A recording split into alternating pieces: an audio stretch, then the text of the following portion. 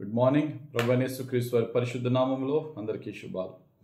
ఈరోజు మన అందరి ఆత్మీయ ఆహారంగా హెబ్రీయులకు రాసిన పత్రిక 13వ అధ్యాయం 16వ వచనాన్ని ధ్యానించుకుందాం. ఉపకారమును ధర్మమును చేయ మరచిపోకుడి, అట్టి యాగములు దేవునికి ఇష్టమైనవి. ఈరోజు ప్రభు మనకిస్తున్న ఆయన యొక్క వాక్యం ఏంటంటే, ఉపకారమును ధర్మమును చేయ మరచిపోకుడి. ఉపకారం ఎవరికి చేస్తాం, ధర్మం ఎవరికి చేస్తాం? మన స్నేహితులకి చేసేది ఉపకారం అయితే, దీనమైన పేద హీన స్థితిలో ఉన్న వారికి చేసేది ధర్మం. ఇటు మనం రోడ్డు మీద వెళ్తున్నప్పుడు కానీ, మనకు తెలిసిన వారిలో కానీ ఎవరైనా బాగా చితికిపోయి నలిగిపోయి మరి దీనమైన స్థితిలో ఉంటే వారికి చేయగలిగిన ధర్మం చేద్దాం. మన తోటి వారికి ఏమీ మన నుంచి మానిటరీ హెల్ప్ అవసరం లేకపోవచ్చు, ఆర్థికంగా మనం సహాయం అవసరం లేకపోవచ్చు, కానీ ఇంకా మన నుండి ఏదైనా ఉపకారం వారికి వెళ్ళేది ఏదైనా ఉంటే కనుక అది మాత్రము చేయడం ఆపొద్దు, చేయడం మర్చిపోవద్దని వాక్యం చెప్తుంది. ఈ విధంగా దేవుని యొక్క వాక్యం మనలను ఈరోజు ఇతరులకు హెల్ప్ చేసేవారుగా మీరు ఉండాలి అని దేవుడు మనల్ని హెచ్చరిస్తున్నాడు. మహాజ్ఞాని సొలొమోను అంటారు, సామెతల గ్రంథం 3వ అధ్యాయం 27వ వచనంలో, మేలు చేయుట నీ చేతనైనప్పుడు దాన్ని పొందదగిన వారికి చేయకుండా వెనుక తీయకము.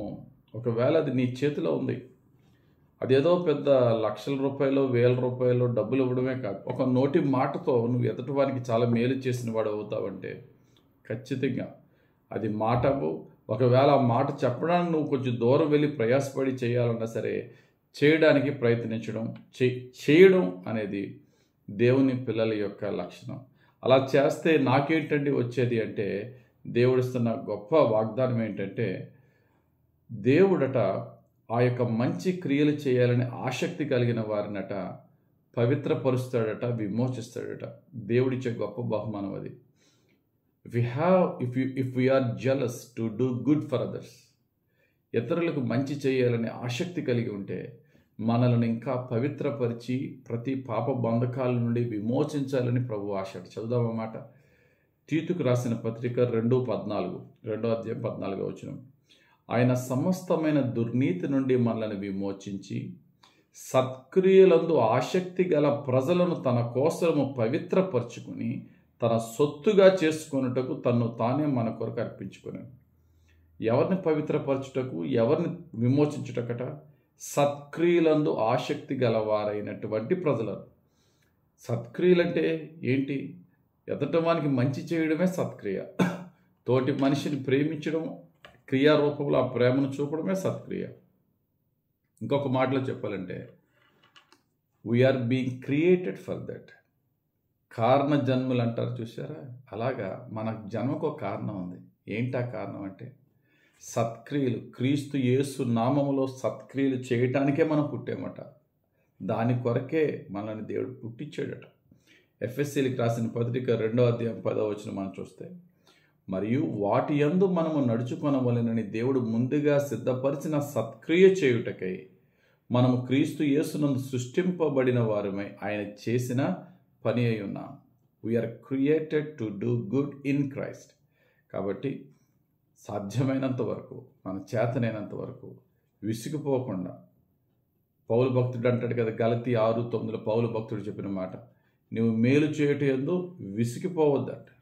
ఆ విధంగా let us do good to others. ఆ యొక్క మంచి చేయుడులో విసుకుపోవద్దు. దాని ద్వారా బెనిఫిట్ ఏంటట?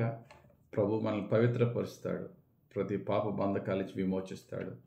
కనుక మన జీవితకాలం అంతా ఎదటివానికి మేలు చేయుటకును, ఎదటివానికి చేయగలిగిన ధర్మం చేయుటకును, ఎదటివానికి ఉపయోగపడే విధంగా, ఉపకారం చేసే విధంగా ఎల్లప్పుడూ పరిశుద్ధాత్ముడు మనల్ని నడిపించి దీవించునుగాక. ఆమేన్.